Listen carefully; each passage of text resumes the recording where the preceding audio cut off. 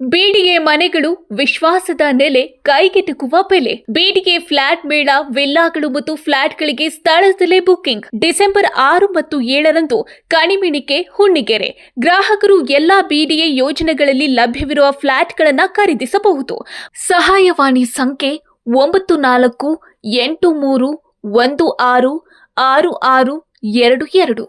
ನಾನು ಹೇಳಿದ್ದೇನೆ, ನಂದು ಒಂದು ತಾಯಿ ಹೃದಯ ಇದ್ದಾಗೆ ಮಾನವೀಯತೆ ಅನ್ನೋದನ್ನ ಕಲಿತಿದ್ದೇನೆ. ಹೌದು, ಕುಮಾರಸ್ವಾಮಿ ಅವರದ್ದು ಮಾತೃ ಹೃದಯ ಅನ್ನೋದ್ರಲ್ಲಿ ಎರಡು ಮಾತಿಲ್ಲ.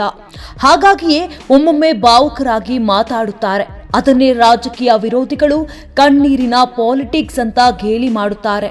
ತೆನೆ ಹೊತ್ತ ರೈತ ಮಹಿಳೆಯ ಪಕ್ಷದ ನಾಯಕ ಕುಮಾರಸ್ವಾಮಿ ಒಂದು ನಡೆ ನಿಜಕ್ಕೂ ಇತರರಿಗೆ ಮಾದರಿ.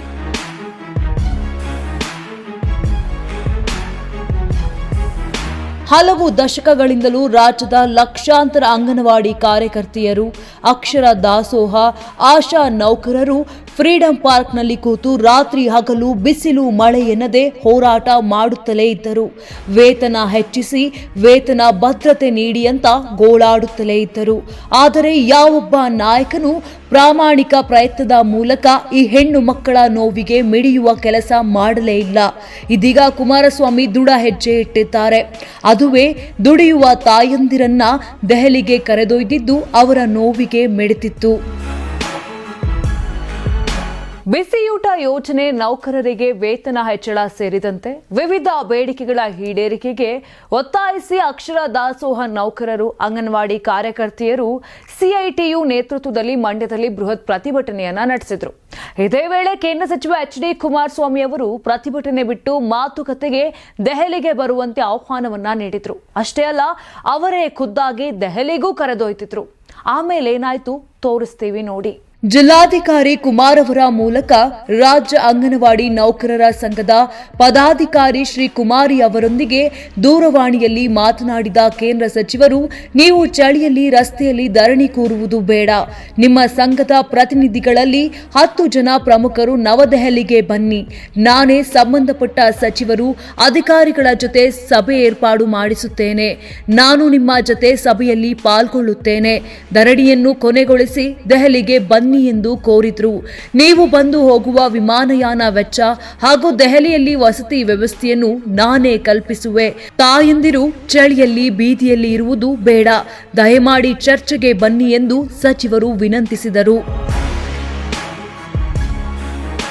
ಇದೇ ಡಿಸೆಂಬರ್ 3ರಂದು ಕುಮಾರಸ್ವಾಮಿ ನುಡಿದಂತೆ ನಡೆದುಕೊಂಡರು.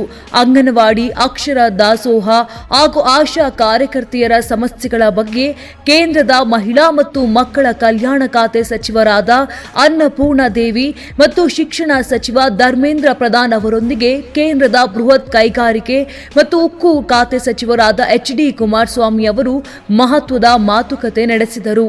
ತಮ್ಮ ಬೇಡಿಕೆಗಳನ್ನು ಈಡೇರಿಸುವಂತೆ ಒತ್ತಾಯಿಸಿ ಪ್ರತಿಭಟನಾ ಚಳವಳಿ ನಡೆಸುತ್ತಿದ್ದ ಕರ್ನಾಟಕ ಅಂಗನವಾಡಿ, ಅಕ್ಷರ ದಾಸೋಹಿ, ಆಶಾ ನೌಕರರ ಪ್ರಮುಖರನ್ನ ಬುಧವಾರ ನವದೆಹಲಿಗೆ ಕರೆಸಿಕೊಂಡ ಸಚಿವ ಕುಮಾರಸ್ವಾಮಿ ಅವರು ಈ ಎಲ್ಲ ಪ್ರಮುಖರ ಜೊತೆ ಸಂಜೆ ನವದೆಹಲಿಯ ಶಾಸ್ತ್ರಿ ಭವನದಲ್ಲಿರುವ ಮಹಿಳಾ ಮತ್ತು ಮಕ್ಕಳ ಕಲ್ಯಾಣ ಸಚಿವಾಲಯದ ಕಚೇರಿಯಲ್ಲಿ ಸಚಿವರಾದ ಅನ್ನಪೂರ್ಣ ದೇವಿ ಅವರನ್ನ ಭೇಟಿಯಾದರು. ಈ ಸಂದರ್ಭದಲ್ಲಿ ನೌಕರರ ಪರವಾಗಿ ಸಚಿವರಿಗೆ ಅವರ ಸಮಸ್ಯೆಗಳು, ಬೇಡಿಕೆಗಳ ಬಗ್ಗೆ ಕುಮಾರಸ್ವಾಮಿ ಅವರು ಮಾಹಿತಿಯನ್ನ ನೀಡಿದರು. ಇಬ್ಬರು ಸಚಿವರು ಹಾಗೂ ಮಹಿಳಾ ಮತ್ತು ಮಕ್ಕಳ ಕಲ್ಯಾಣ ಸಚಿವಾಲಯದ ಉನ್ನತ ಅಧಿಕಾರಿಗಳು ಹಾಜರಿದ್ದ ಈ ಒಂದು ಸಭೆಯಲ್ಲಿ ಕರ್ನಾಟಕದಿಂದ ಬಂದಿದ್ದ 12 ಮಂದಿ ನೌಕರರ ಪ್ರಮುಖರು ಭಾಗಿಯಾಗಿದ್ದರು. ಇದೇ ವಿಚಾರವನ್ನು ತಮ್ಮ ಎಕ್ಸ್ ಖಾತೆಯಲ್ಲಿ ಹಂಚಿಕೊಂಡಿದ್ರು. ತಮ್ಮ ಬೇಡಿಕೆಗಳನ್ನು ಈಡೇರಿಸಲು ಆಗ್ರಹಿಸಿ ಕರ್ನಾಟಕದಲ್ಲಿ ಪ್ರತಿಭಟನೆ ನಡೆಸುತ್ತಿದ್ದ ಅಂಗನವಾಡಿ, ಅಕ್ಷರ ದಾಸೋಹ, ಆಶಾ ನೌಕರರ ಪ್ರಮುಖರನ್ನು ನವದೆಹಲಿಗೆ ಕರೆಸಿ ಅವರ ಜತೆಯಲ್ಲಿ ಕೇಂದ್ರದ ಮಹಿಳಾ ಮತ್ತು ಮಕ್ಕಳ ಕಲ್ಯಾಣ ಖಾತೆಯ ಗೌರವಾನ್ವಿತ ಸಚಿವರಾದ ಶ್ರೀಮತಿ ಅನ್ನಪೂರ್ಣ ಅವರನ್ನ ಭೇಟಿ ಮಾಡಿ ಚರ್ಚಿಸಲಾಯಿತು. ನನ್ನ ಮನವಿಗೆ ಹೋಗೊಟ್ಟು ನವದೆಹಲಿಗೆ ಆಗಮಿಸಿದ್ದ ಪ್ರಮುಖರ ಜೊತೆ ನಡೆದ ಚರ್ಚೆ ಫಲಪ್ರದವಾಗಿತ್ತು. ಅವರ ಬೇಡಿಕೆಗಳ ಈಡೇರಿಕೆ ಬಗ್ಗೆ ಮಾನ್ಯ ಸಚಿವರು ಅತ್ಯಂತ ಸಕಾರಾತ್ಮಕವಾಗಿ ಸ್ಪಂದಿಸಿದರು. ಗೌರವಾನ್ವಿತ ಪ್ರಧಾನಿಗಳಾದ ನರೇಂದ್ರ ಮೋದಿಯವರ ಸರ್ಕಾರ ನಿಮ್ಮ ಜೊತೆಗಿದೆ ಎಂಬ ಭರವಸೆಯನ್ನ ಸಚಿವರು ನೀಡಿದರು. ನನ್ನ ಮನವಿಗೆ ಮನ್ನಣೆ ನೀಡಿದ ನೌಕರರ ಪ್ರಮುಖರಿಗೂ ಹಾಗೂ ಅವರ ಅಹವಾಲನ್ನ ಆಲಿಸಿದ ಸಚಿವರಿಗೂ ಧನ್ಯವಾದಗಳು ಎಂದು ಎಕ್ಸ್ ಖಾತೆಯಲ್ಲಿ ಬರೆದುಕೊಂಡಿದ್ದಾರೆ.